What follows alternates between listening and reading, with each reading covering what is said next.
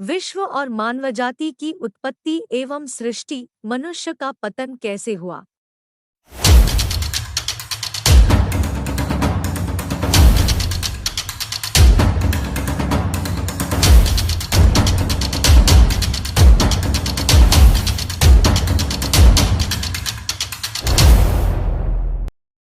प्रारंभ में ईश्वर ने स्वर्ग और पृथ्वी की सृष्टि की। पृथ्वी उजाड़ और सुनसान थी। अथाह गर्त पर अंधकार छाया हुआ था और ईश्वर का आत्मा सागर पर विचरता था। ईश्वर ने कहा, प्रकाश हो जाए, और प्रकाश हो गया। ईश्वर को प्रकाश अच्छा लगा और उसने प्रकाश और अंधकार को अलग कर दिया। ईश्वर ने प्रकाश का नाम दिन रखा और अंधकार का नाम रात। संध्या हुई और फिर भोर हुआ, यह पहला दिन था। ईश्वर ने कहा, पानी के बीच एक छत बन जाए जो पानी को पानी से अलग कर दे, और ऐसा ही हुआ। ईश्वर ने एक छत बनाई और नीचे का पानी और ऊपर का पानी अलग कर दिया। ईश्वर ने छत का नाम आकाश रखा। संध्या हुई और फिर भोर हुआ, यह दूसरा दिन था। ईश्वर ने कहा, आकाश के नीचे का पानी एक ही जगह इकट्ठा हो जाए और थल दिखाई पड़े, और ऐसा ही हुआ। ईश्वर ने थल का नाम पृथ्वी रखा और जलसमूह का नाम समुद्र, और यह ईश्वर को अच्छा लगा। ईश्वर ने कहा, पृथ्वी पर हरियाली लहलहाए, बीजदार पौधे और फलदार पेड़ उत्पन्न हो जाएं, जो अपनी अपनी जाति के अनुसार बीजदार फल लाएं, और ऐसा ही हुआ। पृथ्वी पर हरियाली उगने लगी, अपनी अपनी जाति के अनुसार बीज पैदा करने वाले पौधे और बीजदार फल देने वाले पेड़, और यह ईश्वर को अच्छा लगा। संध्या हुई और फिर भोर हुआ, यह तीसरा दिन था। ईश्वर ने कहा, दिन और रात को अलग कर देने के लिए आकाश में नक्षत्र हों। उनके सहारे पर्व निर्धारित किए जाएं और दिनों तथा वर्षों की गिनती हो।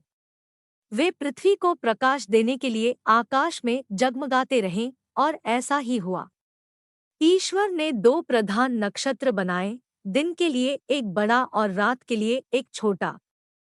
साथ साथ तारे भी ईश्वर ने उनको आकाश में रख दिया, जिससे वे पृथ्वी को प्रकाश दें, दिन और रात का नियंत्रण करें और प्रकाश तथा अंधकार को अलग कर दें। और यह ईश्वर को अच्छा लगा। संध्या हुई और फिर भोर हुआ, यह चौथा दिन था। ईश्वर ने कहा, पानी जीव जंतुओं से भर जाए और आकाश के नीचे पृथ्वी के पक्षी उड़ने लगे। ईश्वर ने मकर और प्रकार के जीव जंतुओं की सृष्टि की, जो पानी में भरे हुए हैं, और उसने नाना प्रकार के पक्षियों की भी सृष्टि की, और यह ईश्वर को अच्छा लगा। ईश्वर ने उन्हें यह आशीर्वाद दिया, फलो फूलो, समुद्र के पानी में भर जाओ और पृथ्वी पर पक्षियों की संख्या बढ़ती जाए। संध्या हुई और फिर भोर हुआ, यह पांचवां दिन था। ईश्वर ने कहा, पृथ्वी नाना प्रकार के घरेलू, जमीन पर रेंगने वाले और जंगली जीव जंतुओं को पैदा करे, और ऐसा ही हुआ। ईश्वर ने नाना प्रकार के जंगली, घरेलू और जमीन पर रेंगने वाले जीव जंतुओं को बनाया, और यह ईश्वर को अच्छा लगा। ईश्वर ने कहा, हम मनुष्य को अपना प्रतिरूप बनाएं, वह हमारे सदृश हो। वह समुद्र की मछलियों, आकाश के पक्षियों, घरेलू और जंगली जानवरों और जमीन पर रेंगने वाले सब जीव जंतुओं पर शासन करे। ईश्वर ने मनुष्य को अपना प्रतिरूप बनाया, उसने उसे ईश्वर का प्रतिरूप बनाया, उसने नर और नारी के रूप में उनकी सृष्टि की। ईश्वर ने यह कहकर उन्हें आशीर्वाद दिया, फलो फूलो, पृथ्वी पैर फैल जाओ और उसे अपने अधीन कर लो। समुद्र की मछलियों, आकाश के पक्षियों और पृथ्वी पर विचरने वाले सब जीव जंतुओं पर शासन करो।